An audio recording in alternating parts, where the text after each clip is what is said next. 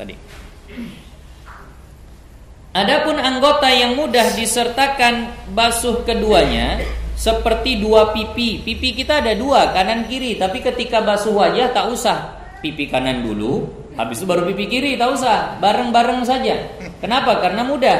Nah, jadi yang mudah dibasuh besertanya seperti kedua pipi dan dua tapak tangan, tadi kita bahas sudah, dan dua telinga, maka tiada mendahulukan yang kanan atas yang kirinya. Kalau ini tidak disuruh kanan dulu baru kiri. Nah, pandailah insyaallah amal-amalkan sunnah nih.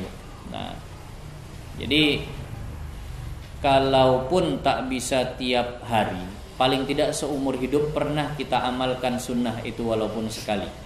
Nah, jadi kita ingatlah, sholat sunnah itu ada banyak. Mana sholat sunnah yang belum pernah dibuat-buat, jangan sampai mati tak pernah terbuat. Maka kata Imam Ghazali terkait dengan sholat sunnah tasbih misalnya, beliau katakan bagus dibuat tiap hari. Tak bisa tiap hari, sejumat sekali, sepekan sekali. Tak bisa sepekan sekali, seminggu sekali, buat sebulan sekali. Tak bisa sebulan sekali, buat setahun sekali. Kalau itu pun payah, kata Imam Ghazali, minimal seumur hidupmu sekali lah sholat tasbih. Ada yang belum pernah sholat tasbih sini Pak. Kalau di Medan itu justru yang langganan mengamalkan sholat sunat tasbih itu ibu-ibu.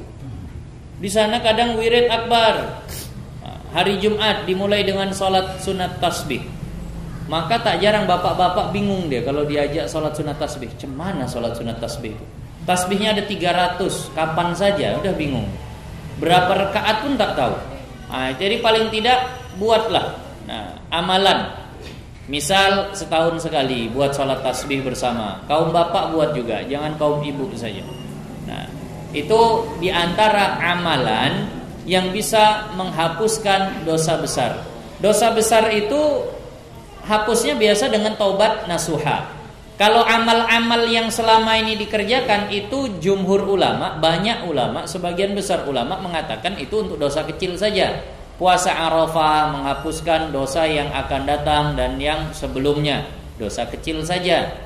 Zikir kita subhanallah 33 kali, alhamdulillah 33 kali, Allahu akbar 33 kali, kata Rasulullah, kalau baca itu akan diampunkan dosanya wa in kana misla zabadil bahri, walaupun sebanyak buih di lautan. Artinya dosa kecil saja. Kalau dosa besar harus pakai taubatan nasuha, kecuali dua amalan bisa menghapuskan dosa besar: salat sunat tasbih dan haji. Nah, jadi bagus kalau diamalkan. Jangan sampai mati belum pernah salat sunat tasbih. Gerhana matahari pernah buat sini? Salat sunnah gerhana matahari? Pernah, alhamdulillah. Gerhana bulan? Pernah juga, alhamdulillah. Tadi ada gerhana, tapi kami di Medan tak semeriah yang hari itu karena cuma matahari sebagian katanya. Nah, jadi dibuat bagus. Jangan sampai sholat sunnah ada yang minimal seumur hidup sekali lah. Gitu juga amalan-amalan wudhu ini. Nah, mana yang payah kayak tadi menyelati jari kaki pakai kelingking tadi, tak bisa tiap wudhu, minimal pernah lah kita coba praktekkan begitu. Nah, supaya tercatat kita di antara orang yang mengamalkan sunnah itu. Nah, kemudian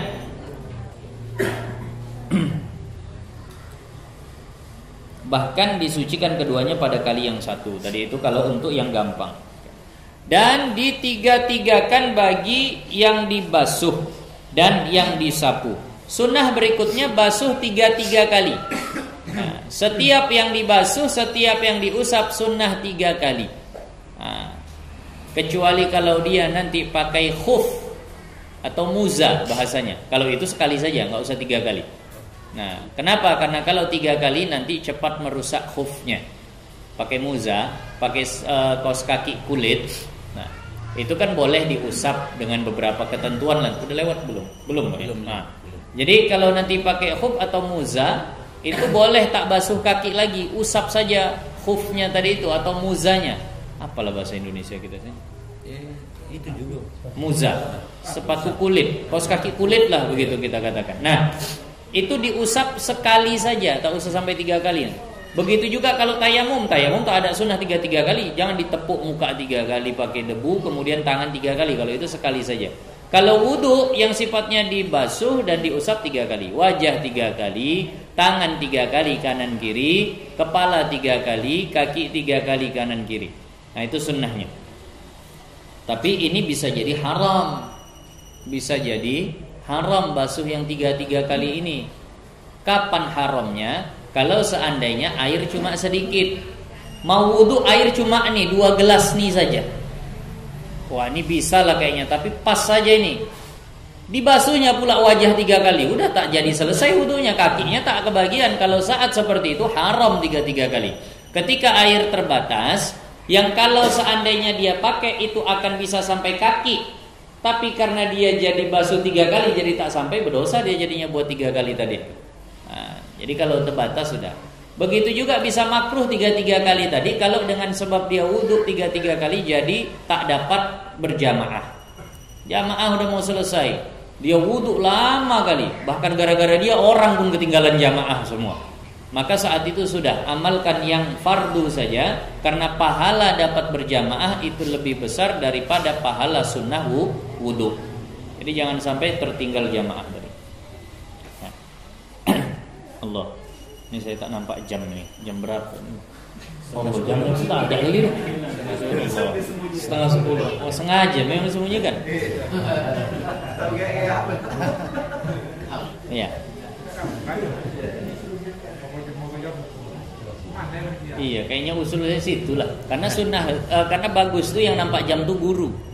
Kalau dulu kami di Bogor, di pondok pesantren dulu, kalau sudah ada santri bergerak atau melirik matanya kepada jam, guru kami berhenti ngajar. Nah, guru kami berhenti ngajar. Nah, jadi memang udah kenapa? Karena udah tanda bosan belajar, udah nengok jam. Jadi di antara adab yang paling dijaga adalah jangan pernah ketika belajar memandang jam, melirik jam. Nah, jadi mau pingin sekalipun jangan pernah pandang. Nah, makanya bagus jam tadi itu di arah guru. Nah, jangan di belakang guru. Jadi di arah guru, biar guru saja yang lihat. Nah, adik murid tak usah lihat. Kenapa? Kadang kalau dipandang begitu lama dia kesannya. Ih, udah dari tadi baru 1 angka jarum panjang nih bergerak. Baru 5 menit rupanya. Jadi udah biar guru. Jadi kalau udah begitu guru kami bakalan marah, bahkan bisa berhenti. Udah, teman kita udah bosan belajar, kita tutup sampai sini. Nah, ini tadi. Jadi ini supaya tak mutar-mutar leher melihat jam. Nah, kemudian dan hasil meniga-nigakan pada air yang berlari dengan lalu 3 perlarian. Seandainya, wah inilah ada pula berlari-lari orang wudu. Seandainya ada orang berwudu di air yang mengalir. Nah, sungai kecil lah begitu. Kalau sungai besar takut terjatuh misalnya. Ini sungai kecil. Nah, dia wudu main celup misalnya begitu. Nah, tangannya dicelup.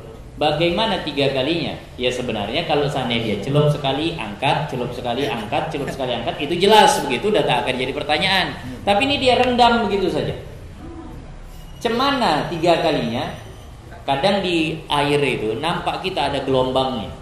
Terhempas dia 3 kali gelombang begitu, maka udah 3 kali. Itu maksudnya. Bahasa di kitab Arabnya nanti jiryah. Jiryah itu tadi lah diartikan sini pelarian. Jadi nampak dia gitu. Itu misal begini, kalau di sungai itu dia nampak kelompok-kelompok air. Misal gini lah, kita siramkanlah tinta misalnya ke air itu bakalan nampak nanti tinta tadi itu berjalan sama itu, artinya satu jiryah. Nah, bukan dia langsung menyebar ke sana sini kan, tidak. Dia ikut di gelombang itu terus begitu, tinta tadi itu. Nah, itulah maksudnya tadi gelombang ini satu gelombang, nanti ada gelombang berikutnya lagi. Kalau sudah terhempas dengan 3 gelombang tadi, berarti sudah 3 kali lah itu. Itu maksud diartikan pelarian di sini. Memang bahasanya tepat kalau menerjemahkan ya pelarian, jiryah dari kata jaroya jeri, itu jiryah itu artinya pelarian memang. Tapi agak payah orang memahaminya. Dan pada air yang tenang dengan digerak-gerakkan 3 kali gerak. Nah, kalau airnya tenang, kolam renang misalnya, tak mengalir. Dia main celup. Kapan 3 kalinya? Menunggu gelombang tak bergelombang. Maka dia gerakkan 3 kali. 1, 2, 3. Cukup lah. Nah, jadi itu terhasil. Ini bahas saja. Apalah pula mesti begitu ya, diciduk saja air tadi. Nah apa rupanya kan begitu sebenarnya. Tapi ini hanya hukum. Jadi kalau ada orang begitu, sahlah dikatakan dia sudah 3 kali dalam membasuh tadi itu. Nah kalau airnya tenang digerakkan 3 kali gerak. Dan makruh dilebihkan atas 3 kali dan dikurangkan daripadanya. Lebih 3 kali makruh, kurang 3 kali makruh. Kalau ragu udah berapa kali, ya tetap hukumnya sama, ambil yang sedikit. Kalau untuk ibadah ragu akan satu jumlah, maka ambil paling sedikit. Misal ibu mengganti puasa, aku utang puasa 7 hari, udah berapa ku puasakannya? 5 atau 6? Ambil paling sedikit, berarti baru 5. Berarti tambah 2 lagi. Jangan 6 sajalah, tinggal tambah 1 lagi, tak boleh. Begitu juga sholat. Ini rakaat kedua atau ketiga, ambil paling sedikit 2. Nah begitu. Begitu juga masalah wudhu. Ini basuhan pertama atau kedua ya? Anggap pertama. Nah kalau masalah ibadah. Tapi kalau masalah muamalah, ambil paling banyak. Aku tadi makan pisang goreng ibu ini berapa? 3 atau 4? Semalam kata Ustaz ambil sedikit. Ya sudah 3 saja, 2003. Tak begitu kalau muamalah, justru ambil paling banyak. Jadi jangan sampai tersalah. Berapa tadi makan pisang goreng ini Pak? Itu yang aku ragu. Entah 5, entah 4. Tapi semalam ngaji kami katanya ambil paling sedikit. Itu masalah ibadah kata yang jual. Ini masalah muamalah. Justru kau hati-hati, ambil paling banyak. Nah, itu tadi. Jadi beda peletakan hukumnya antara yang itu tadi. Nah, di fikih ini jangan sampai salah letak lain hukum nanti. Kalau begitu justru ambil yang paling banyak. Nah. Kemudian, jadi kalau dikurangkan makruh, dilebihkan makruh. Dan mualah. Sunnah berikutnya dalam wudu adalah mualah. Ini istilah mualah bakalan sering kita jumpai. Banyak nanti perkara yang istilahnya pakai istilah mualah begini. Dalam sholat jamak, kalau jamaknya jamak takdim, antara sholat pertama dengan sholat kedua harus mualah.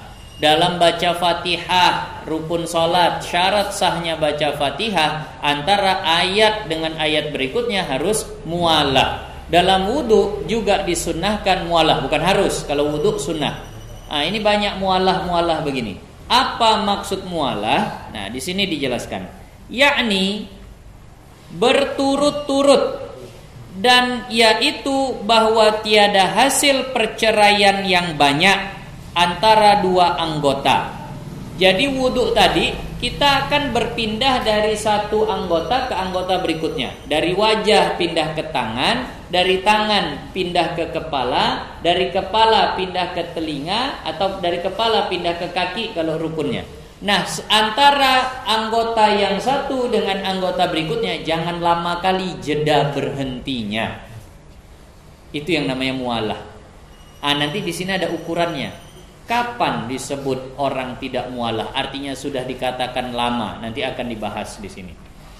Nah, jadi nggak boleh terlalu lama kalau mau dapat pahala yang besar. Kalau terlalu lama pun tetap sah, tapi pahalanya berkurang. Nah, jadi mana tahu yang sering ditanya kepada kita.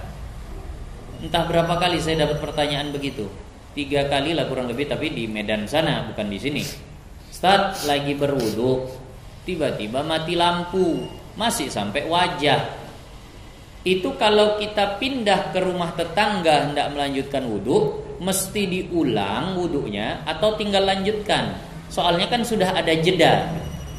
Ya kita jawabannya sudah tahu, karena mualah itu sunnah, bahkan mungkin di situ masih hukum mualah nanti. Maka lanjut saja. Nah, sampai di rumah tetangga basuh tangan, habis pula airnya.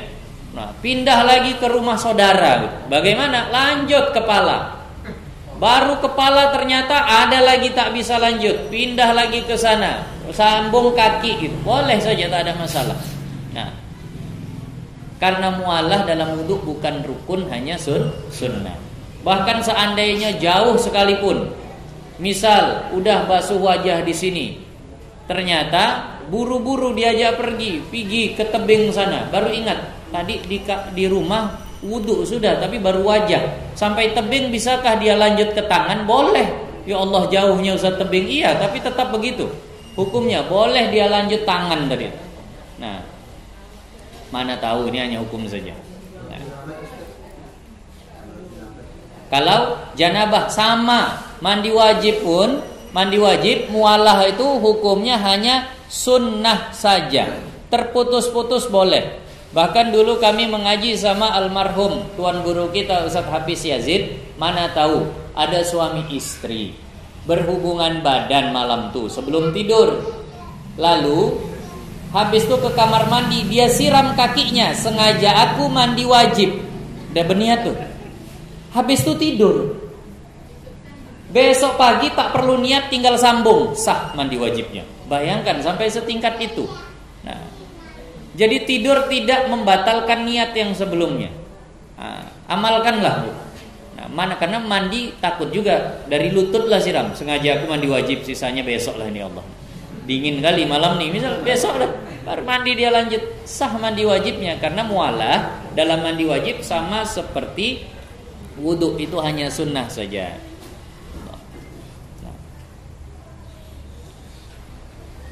Jadi itu tadi pengertiannya. Mualah itu antara dua anggota. Demikian lagi antara beberapa membasuh. Sunnah juga mualah antara basuhan pertama ke basuhan kedua. Wajah kan sunnah 3 kali basuh. Antara basuhan pertama dengan basuhan kedua itu jangan lama kali jedanya. Sunnahnya seperti itu. Nah, dan antara beberapa suku anggota yang satu. Nah, begitu juga misal basuh tangan. Kan basuh tangan itu dari ujung jari sampai siku. Dia basuh separuhnya. Habis itu jeda dia lama. Sambung lagi ke siku. Nah, itu udah tak mualah, tapi sah wudunya. Nah, pada anggota yang satu. Nah, bahkan dibasuhkan satu anggota kemudian daripada satu anggota dengan sekira-kira tiada kering, itulah salah lagi baca. Tiada kering anggota yang dibasuh dahulunya pada surah yang pertama. Nah, tapi mualah dalam wudu ini ukurannya lama. Selama belum kering air yang ada di anggota yang sebelumnya, dia basuh anggota berikutnya, maka masih mualah itu.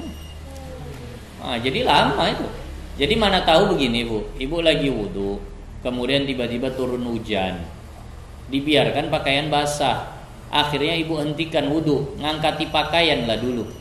Berapa lama lah mengangkati pakaian itu? Nah, kita bilanglah 5 menit selesai. Itu kalau tangan basah dibiarkan 5 menit, apakah sudah kering? Belum itu biasanya. Nah, kecuali kalau dia kena elap pakaian tadi lah jadi kering. Tapi biasanya kalau tangan basah dibiarkan berapa lama lah baru kering? Mungkin itu lama juga itu baru kering. Maka itu masih dihukumi mualat, tak masalah. Jangan ibu ulang wudu tadi, lanjut saja. Baru wajah, turun hujan, angkat jemuran. Habis itu milih-milih pula lagi. Mana yang udah kering, mana yang masih basah. Yang kering dilipat, yang basah lama pula begitu. Balik ke tempat wudu, lanjut tangan. Nah, tak masalah. Nah, begitu mulai tangan, nah ada lagi yang lain, tak masalah. Lanjut saja wudu, tak perlu diulang wudu tadi. Nah, jadi ini ukuran mualah dalam wudu. Kalau ukuran mualah dalam sholat jamak tadi itu seukuran belum selesai orang sholat 2 rakaat yang paling ringkas. Kalau sudah selesai nggak bisa. Yang sholat kedua harus di waktunya. Misal ada orang mau kerjakan sholat zuhur dan asar, dua-duanya mau dikerjakan di waktu zuhur, namanya jamak takdim. Asar agak dipercepat, di zuhur saja sekalian. Nah, ini namanya jamak takdim. Kalau jamak takdim macam begini, antara sholat zuhur yang pertama dengan sholat asar yang nanti mau dijamakkan ke situ, itu harus mualah. Ukuran mualah apa? Jangan sampai dipisah waktu yang cukup untuk sholat sunnah 2 rakaat paling ringkas. Kita bilang orang sholat sunnah 2 rakaat rukun-rukunnya saja, tak baca surah, zikir pun cuma sekali saja, subhanallah ketika ruku. I'tidal cuma rabbana lakal hamdu. Misal begitu, cukup tumakninah sajalah. Kira-kira berapa menit lah? 2-3 menit. Nah, kita bilanglah 3 menit lah. 2 menit mungkin lah. Itu Fatihah udah agak kencang lah itu. Tapi Fatihah rusah ya. Jangan Fatihah model macam yang sholat tarawih 7 menit 20 rakaat itu. Bismillahirrahmanirrahim. Alhamdulillahirabbil alamin arrahmanirrahim maliki yaumiddin. Kalau itu udah tak betul kalau gitu. Ini Fatihah sah. Kita bilang 3 menit. Maka jarak antara sholat zuhur dengan sholat asar kalau ini jamaknya jamak takdim jangan lebih 3 menit. Kalau sampai lebih 3 menit, duduk dia berzikir 5 menit, maka sholat asarnya harus nanti, tak boleh saat itu. Nah, kalau jamaknya jamak takdim. Tapi kalau jamak takhir bebas, lama pun tak masalah. Zuhur tunda nanti aja, kita jamak takhir di asar. Kalau itu mau pisahnya lama pun tak masalah. Nah, jadi itu bedanya. Nah, jalan-jalan Bu, agak jauh sedikit biar bisa ngamalkan ini. Ajak bapak besok. Kemana kita? Ke Aceh. Mau ngapain? Mau ngamalkan jamak. Ini kenapa jauh kali ke Aceh? Sini tak bisa. Biar ingat, karena kalau tak diamalkan kadang lupa orang. Jadi kalau seandainya diamalkan itu ingat. Ini alhamdulillah, saya paling tidak sebulan ada beberapa kali kemari. Jadi kami maghrib, isya itu jamak terus, jamak takdim. Nah, jadi insya Allah ingat tata caranya. Nah, cocok juga jalan-jalan ke Aceh. Niat apa? Ngamalkan jamak qosor.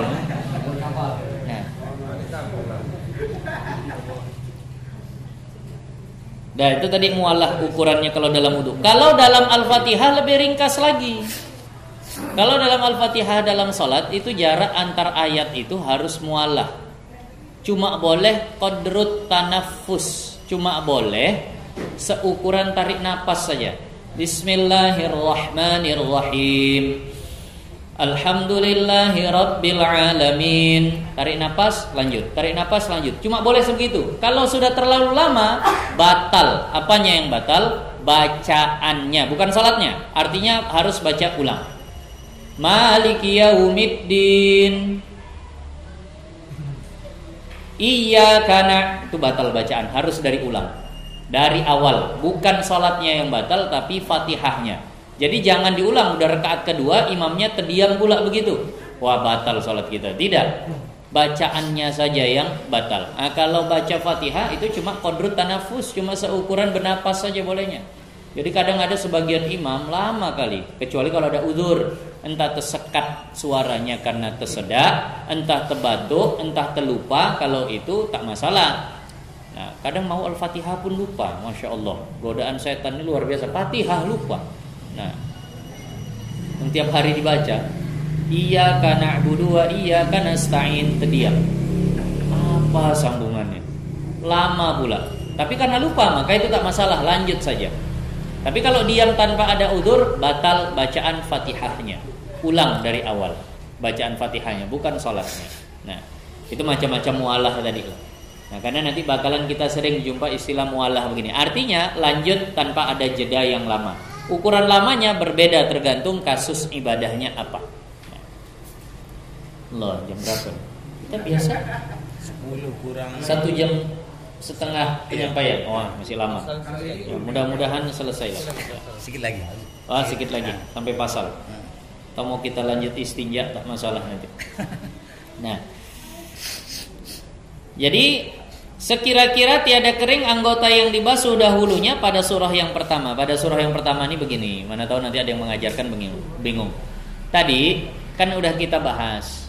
Ada 3 tempat, 3 kasus yang disuruh kita mualah antar anggota. 1, artinya wajah dengan tangan. Kemudian yang kedua antar basuhan. Basuhan pertama wajah, basuhan kedua wajah, itu juga disuruh mualah. Yang ketiga antar bagian untuk satu anggota.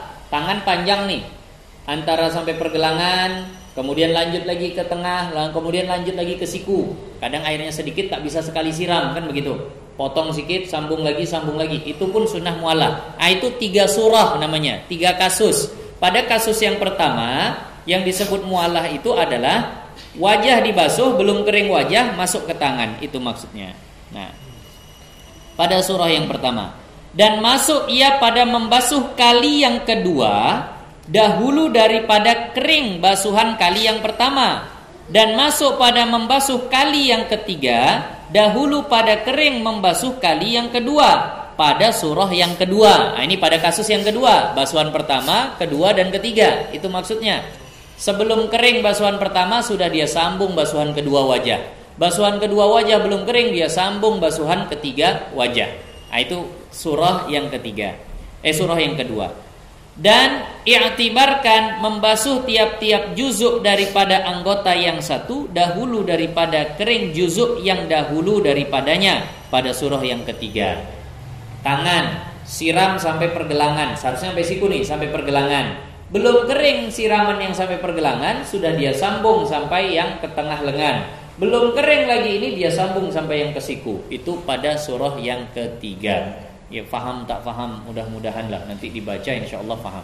Ini kadang yang pakai kitab saja masih mengawang, apalagi kadang yang lepas tangan tuh lebih ya, tapi mudah-mudahan lah insyaallah dipahamkan. Nah, diiktibarkan tuh dianggap.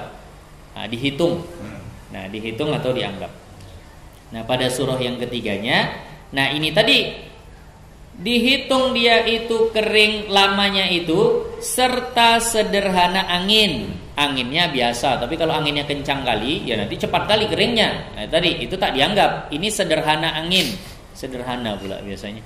Nah, bahasanya pakai pilih sederhana angin. Dan tobiat ini tubuh, badannya nggak sedang panas sekali. Kalau makin panas badannya, makin cepat keringnya. Nah, dan masa musimnya memang sedang musim yang biasa, bukan musim panas yang betul-betul panas, akhirnya cepat kali kering. Jadi pakai yang standar semua, ukuran menengah semua. Nah, itulah dia. Ya, mualah itu sunnah. Jadi terpotong-potong wudhu pun tetap sah. Bahkan tadi mandi wajib, kalau seandainya sudah siram kaki sebelum tidur, sengaja aku mandi wajib, bangun tidur tinggal lanjut, tak usah niat lagi. Mana tahu takut lupa besok nanti atau bagaimana. Nah, malam tuh habis hubungan, habis kumpul sama pasangan, kamar mandi, siram tangan atau siram bagian mana saja, sengaja aku mandi wajib. Dah, besok tinggal mandi, tak usah pakai niat. Sah itu begitu, sah. Karena tidur bukan termasuk min manafin niat, bukan termasuk sesuatu yang menafikan atau memutuskan niat. Tidur tak termasuk itu. Nah, fikih ini luar biasa. Kita Matla'ul Badrain nih nampaknya tipis. Tapi pembahasannya ya Allah luas betul. Dan hanya sunnah mualah pada lain daripada wudhu sahibut darurah. Mualah itu tadi kita hukumi apa? Sunnah. Itu bagi orang yang sehat walafiat, tak ada masalah di tubuhnya. Tapi bagi orang yang istilahnya sahibut darurah, punya masalah di tubuhnya, misal salasul baul, terus menerus menetes air kencingnya, atau kalau perempuan mustahadah yang terus menerus mengeluarkan darah dari kemaluannya. Kalau begini, adapun ia, maka mualat itu wajib pada haknya. Bagi orang yang seperti ini tak boleh berhenti lama-lama. Ada orang kalau di Medan namanya penyakit beser, makanya kadang dibuat pampers atau popok untuk orang dewasa. Kenapa? Pantang bergerak menetes. Nanti berapa detik sekali menetes. Ini wudhu gak akan bisa selesai. Mana tahu nanti ada orang bertanya begitu sama kita, Bu, cemana lah ini, nenekku di rumah udah begitu dia keadaannya. Nanti wudhu basuh wajah, basuh tangan, menetes, batal. Diulangnya lagi, basuh wajah, basuh tangan, usap kepala, menetes. Basuh lagi wajah, sampai keriput dia di kamar mandi kena air terus, tak akan selesai wudhunya. Jadi bagaimana yang seperti ini? Maka yang seperti ini tetap dia harus sholat, tetap dia harus wudhu, namun agak ada ketentuan dan syarat tambahan. Pertama, setiap kali mau wudhu itu pastikan waktu sudah masuk. Kalau kita mau sholat zuhur, bagi kita yang sehat, boleh nggak wudhunya jam 11? Boleh. Tapi bagi orang yang seperti ini tak boleh. Kenapa? Makin banyak hadasnya keluar terus tadi. Keadaan najis hadas yang keluar dari situ makin banyak. Maka dia harus sudah masuk waktu. Udah adzan zuhur, berangkatlah ke kamar mandi nak wudhu. Sebelum itu dia wajib istinja dulu, wajib cebok dulu sebelum wudhu. Kemudian wajib pakai popok tadi. Habis itu barulah dia wudu.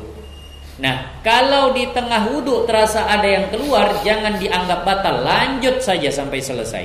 Tapi catatannya, wudunya harus muwalah, tak boleh berhenti. Kalau berhenti batal, ulang lagi dari awal. Nah, itu dia, maka di sini dikatakan wajib. Nanti setelah wudu untuk ke sholat harus bersegera. Kalau terhambat atau dia melakukan sesuatu perkara yang ada kaitannya dengan sholat, tak masalah. Gelar sejadah, tutup aurat, yang begitu tak masalah. Tapi kalau nonton TV lagi dia, balas WA lagi, batal, ulang lagi dari awal. Nah, jadi nggak boleh berlama-lama. Ketika sholat terasa ada yang keluar, lanjut, tak masalah.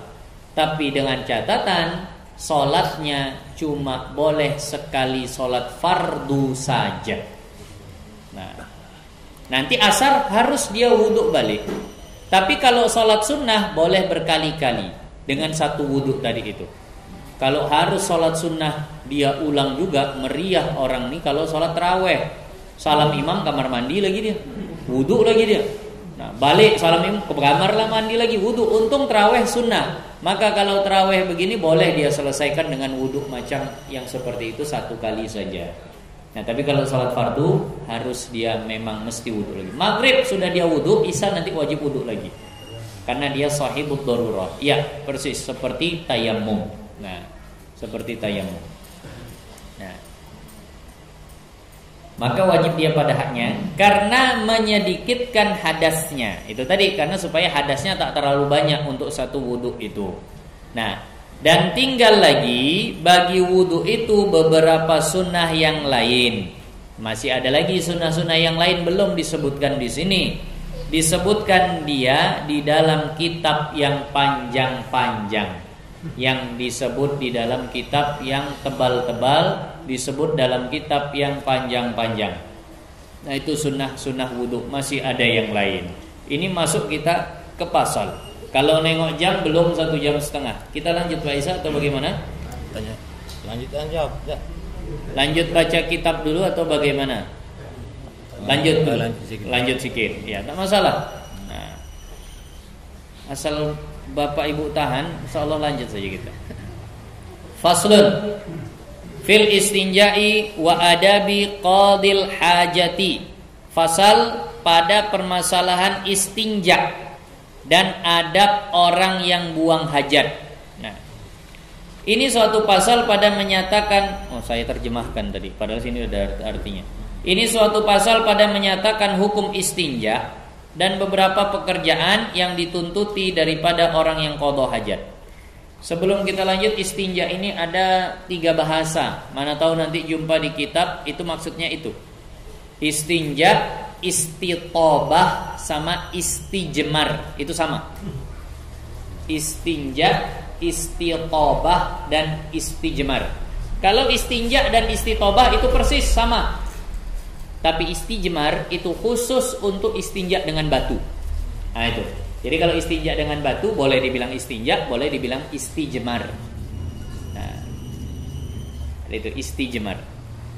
Nah, bermula istinja itu wajib daripada kencing dan ghaid. Nah, istinja hukumnya wajib. Orang habis buang air kecil, orang habis buang air besar, kalau tak istinja berdosa. Artinya kalau dia mau sholat ya, berdosa. Nah, tapi ini untuk kita yang bukan nabi. Kalau untuk nabi nggak wajib istinja. Nah, kenapa? Karena sisa-sisa pembuangan para nabi itu tidak najis. Air kencingnya tak najis, bahkan darahnya tak najis, kotorannya pun tak najis. Semua yang keluar dari tubuh Rasulullah, dari tubuh para nabi itu tidak najis. Maka wajibnya istinja ini hanya untuk kita. Nah, kalau seandainya ditanya, tapi pernah ada satu riwayat Rasulullah habis buang hajat minta ambilkan batu untuk istinja. Bukan wajib untuk beliau, tapi untuk menjadi contoh kepada umat. Nah, untuk menjadi contoh kepada umat. Sama sebagaimana yang diterangkan oleh Al-Imam Abdullah Al-Haddad di dalam kitab beliau Risalah Mu'awanah. Rasulullah kalau pakai parfum itu istilahnya tahsilul hasil. Kenapa? Tubuh Rasulullah lebih wangi daripada kasturi. Untuk apa Rasulullah pakai kasturi lagi? Jadi tubuh Rasulullah tuh dalam satu hadis seorang sahabat itu berkata, "Ma syamamtu ambaran qattu wala miskan atyabu min rihi Rasulillah sallallahu alaihi wasallam." Tak pernah aku mencium parfum, baik itu ambar ataupun kasturi, yang parfum itu lebih wangi daripada tubuh Rasulullah. Berarti tubuh Rasulullah sudah lebih wangi dari parfum. Tapi Rasulullah keluar rumah pakai parfum tidak? Pakai. Tujuannya apa? Supaya diikut oleh umat. Jadi ketika Rasulullah istinja, itu bukan menunjukkan wajibnya istinja untuk Rasulullah, tapi menunjukkan wajibnya istinja untuk umatnya. Nah, karena semua yang keluar dari tubuh Rasulullah itu tak najis. Nah, Abdullah bin Jubair itu pernah ketika Rasulullah berbekam, disuruh buang darahnya, malah diminum sama Abdullah bin Zubair. Diminum darah Rasulullah. Darah Rasulullah diminum. Setelah balik, sahabat bertanya, "Kemana kau buang darah tadi?" Kenapa sahabat bertanya? Karena sahabat kalau ada di posisi Abdullah bin Zubair pun mungkin bingung tuh, mau diapain nih darah ini. Abdullah bin Zubair tak menjawab, bahkan langsung dituduh oleh sahabat, "Jangan-jangan kau minum." Kenapa? Karena sahabat pun mungkin akan bersikap sama kalau jadi Abdullah bin Zubair.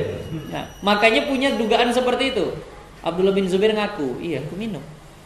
Maka kata Rasulullah, orang yang minum darahku tak akan disentuh, orang yang di dalam tubuhnya mengalir darahku tak akan disentuh api neraka. Bukan disalahkan, itu najis, kenapa kau minum? Tak begitu kata Rasulullah. Menunjukkan darah Rasulullah itu suci. Sahabat lain ada yang minum air kencingnya Rasulullah. Ya Allah, air kencing Rasulullah diminum. Jangan bayangkan macam air kencing kita. Nah, kalau air kencing kita, ya Allah, entah seperti apalah aromanya, entah seperti apa rasanya. Tapi sahabat yang minum air kencing Rasulullah tadi, habis minum itu apa kata Rasulullah? Kau tidak akan sakit perut selamanya. Tidak akan sakit perut selamanya. Kalau air kencing kita, kau akan sakit perut selamanya. Kalau air kencing kita ini, seumur hidup kau bakalan sakit perut.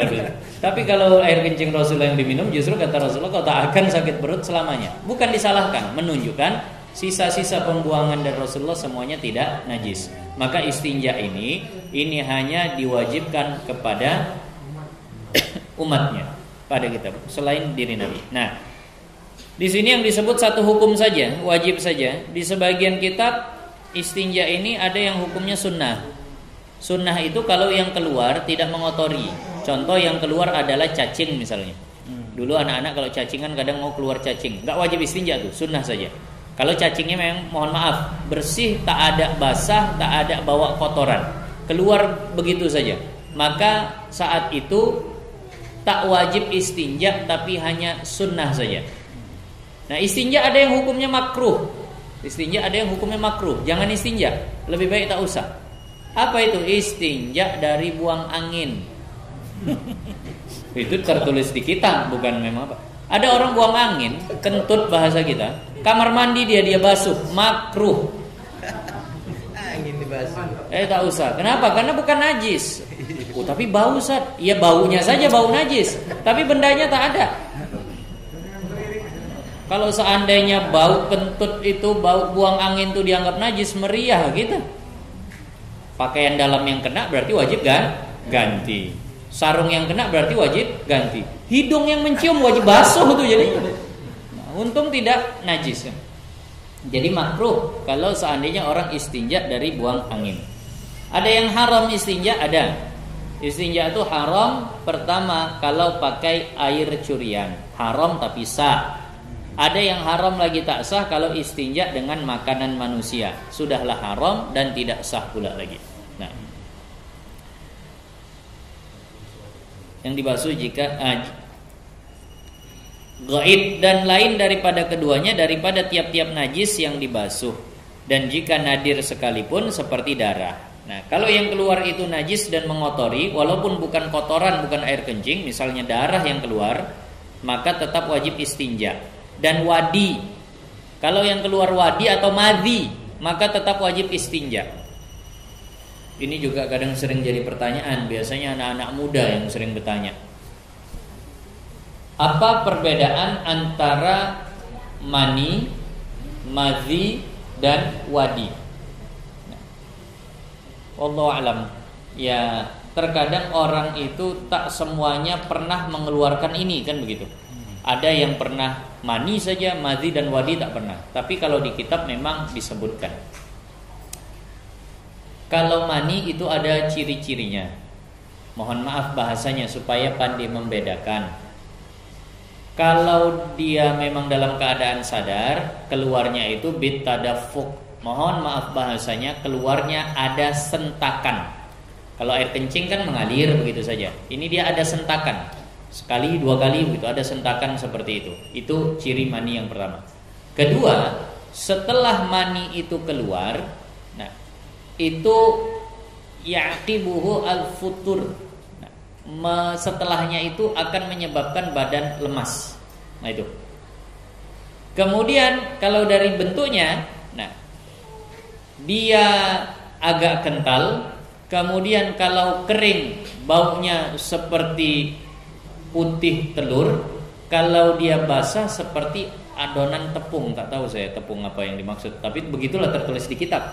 Nah, tepung roti ya, tak tahu lah. Nah, ingat-ingat beda pula. Kadang ya begitulah tertulis di kitab. Jadi itu cirinya. Sementara kalau madhi itu biasanya yang keluar ketika syahwat mula-mula naik. Biasanya perempuan, mohon maaf, biasanya perempuan yang mengalami ini. Bukan ketika di puncak syahwat. Kalau di puncak syahwat itu yang keluar mani. Ini belum lagi puncak, masih hendak menuju ke sana, ada yang keluar, itu madhi biasanya namanya. Nah, sementara kalau wadi itu biasanya karena terlalu capek atau karena mengangkat beban berat, biasanya mau keluar wadi tadi itu. Nah, wadi dan madhi itu najis. Maka kalau itu keluar wajib istinja. Sementara mani itu bukan najis. Maka kalau itu keluar, ya tak wajib istinja, tapi wajib mandi, ya terbasuh juga jadinya. Nah, tapi wajib mandi, tapi dia bukan najis. Nah, dia bukan najis. Sehingga kalau kena ke kain, kainnya tak wajib cuci. Kalau memang itu mani, murni mani, tak bercampur dengan yang lain. Nah, maka di kitab nanti dibahas, seandainya ada orang tertidur, kemudian bangun dia dapati kainnya basah, dia ragu benar, tak yakin dia, ini mani atau mazi. Tak bisa dia, tak pandai membedakannya. Maka dalam kitab dikatakan, nah, maka dia boleh memilih. Nah, maka dia boleh memilih. Silahkan pilih mani, artinya tak wajib dia cuci kainnya, tapi wajib dia mandi. Kalau mau silahkan pilih wadi atau mazi tadi, wajib cuci kain, tapi dia hanya wajib istinja. Silahkanlah pilih mana.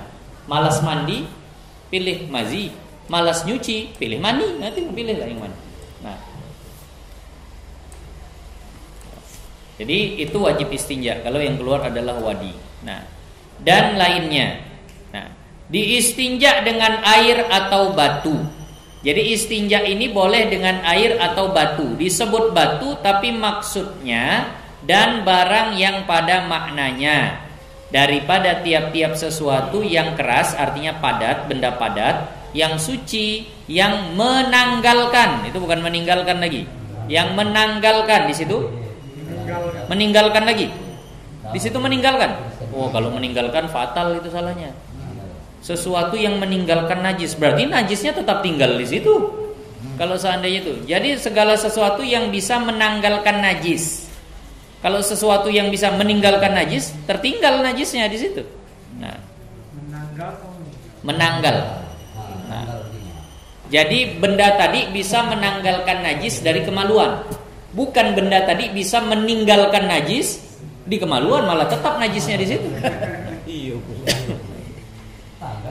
Nah, yang tiada dihormati akan dia. Jadi disebut batu maksudnya bukan hanya batu, pokoknya apapun yang bisa mengambil najis dari kemaluan. Maka sekarang biasanya pakai tisu.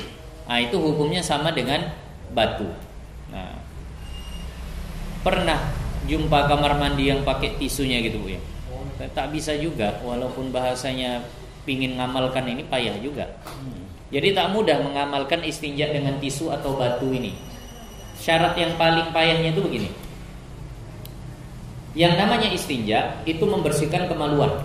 Kalau sudah bukan kemaluan yang dibersihkan, namanya bukan istinja. Sekali lagi, istinja itu membersihkan kemaluan. Kalau bukan membersihkan kemaluan, namanya bukan istinja. Misal nih, tangan kita kena kotoran burung, kita ambil tisu, kita elap, suci nggak? Enggak. Tidak. Harus diapain? Harus disiram dengan air. Tapi kalau kemaluan kita buang hajat, di situ ada kotoran, kita elap dengan tisu 3 kali tadi, apakah sudah boleh sholat dengan begitu? Sudah. Wudhu, sholat, silahkan. Yang jadi masalah begini. Terkadang kita buang air kecil. Nah, yang ada cuma tisu. Mohon maaf, kemaluan dielap pakai tisu 3 kali beres. Tapi kalau seandainya ada percikan air yang kena ke betis misalnya, kita ambil tisu, kita elap betis kita yang kena air kencing tadi, itu namanya istinja atau bukan? Bukan. Boleh pakai tisu kalau bukan istinja? Tak boleh, maka harus siram. Itu dia. Jadi nggak bisa hanya murni pakai tisu saja. Masuk kamar mandi cuma ada tisu. Yang kena kaki dielap, ya belum bersih, itu belum boleh. Harus siram juga lagi. Atau kena paha, kita elap begitu. Ini bukan istinja namanya. Maka ini harus pakai air. Yang boleh pakai batu atau tisu atau kain atau daun ataupun apapun tadi itu namanya, itu cuma istinja. Yang kedua, istinja itu membersihkan kemaluan dari sesuatu yang keluar dari kemaluan. Kalau sudah ada perkara lain yang najis atau yang mutanajis sampai di kemaluan, itu nggak bisa lagi pakai tisu. Mohon maaf, ini contoh supaya kita hati-hati. Sekarang ini semua orang adopsi budaya Eropa pun semuanya dipakai tisu lah kita juga di sini. Padahal tak bagus. Misal kita buang hajat, tempat jatuhnya kotoran itu kan genangan air, kan begitu. Jatuhlah kotoran tadi, terpercik air tadi naik kena ke, mohon maaf, ke dubur kita. Ini air ini asalnya dari kita atau bukan? Berarti kalau air itu sampai ke situ, kita bukan istinja lagi. Kenapa? Kita membersihkan dubur dari sesuatu yang bukan berasal dari kita. Bukan istinja namanya. Nah, maka itu harus pakai air. Atau contohnya mudahnya begini. Kita tak buang air besar. Kita duduk, tapi ternyata duduk pas pula dubur kita dudukin tai ayam. Kan kita bersihkan tuh. Boleh nggak pakai tisu itu? Tak boleh. Harus pakai air. Kenapa? Karena bukan istinja. Loh kan situ juga yang dielap, tapi najisnya bukan berasal dari kita. Nah, maksudnya itu tadi. Nah, jadi agak berat kalau cuma mau istinja dengan tisu tadi. Nah, karena banyak syaratnya. Nah, jadi tetaplah pakai air juga. Cukuplah saya rasa pembukaannya. Nanti akan datang nanti. Nah, akan ya maka keluar dengan sesuatu